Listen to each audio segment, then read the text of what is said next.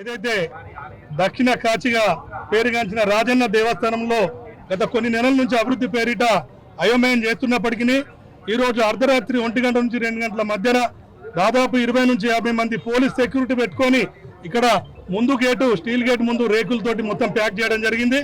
మరి మేము అడుగుతున్నాము దేవాలయ అధికారులు కావచ్చు ప్రభుత్వాన్ని కానీ మేము ప్రశ్నిస్తున్నాం. మేము 15 రోజుల క్రితం కూడా ఇక్కడ మా జిల్లా అధ్యక్షుని ఆధ్వర్యంలో ధర్నా చేసిన క్రమంలో మీరు తెలియజేయడం జరిగింది. అసలు దేవాలయ దర్శనాలు బంద్ అనేదే లేదని చెప్పి ఈఓ గారు జవాబిచ్చిన వీడియో కూడా మా దగ్గర ఉంది.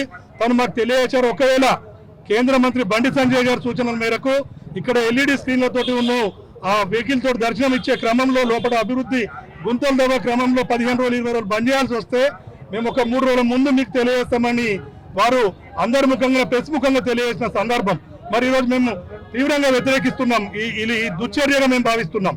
హిందువుల మీద ఇది ఒక పెద్ద దుశ్చర్యగా భావిస్తూ మేము 2-3 రోజుల్లో కేంద్ర మంత్రి బండి సంజయ్ గారి ఆధ్వర్యంలో మీరుగిన ఒక సరైన నిర్ణయాన్ని ఒక హిందూ దేవాలయ విగ్రహాలను మాత్రమే తొలగించే పరిస్థితిలో ఉంటే కేంద్ర మంత్రి బండి సంజయ్ గారు మొన్న తెలియజేసినట్టుగానే పంచెలు కట్టుకొని గుడి దర్శనాలు ప్రారంభిస్తామనే విధంగా మేము హెచ్చరిస్తున్నాము. అలాగే ఇంత ముందుకు రామకృష్ణ గారు చెప్పినట్టు మీరు లోపల చేసే అభివృద్ధి ఏ విధంగా జరుగుతుందో ఖచ్చితంగా ఎల్ఈడీల ద్వారా తెలియజేయకపోతే మాత్రం ఉధృతంగా బీజేపీ ఆధ్వర్యంలో మేము పెద్ద ఎత్తున నిరసనలు కార్యక్రమాలు చేస్తామని తెలియజేస్తున్నాం.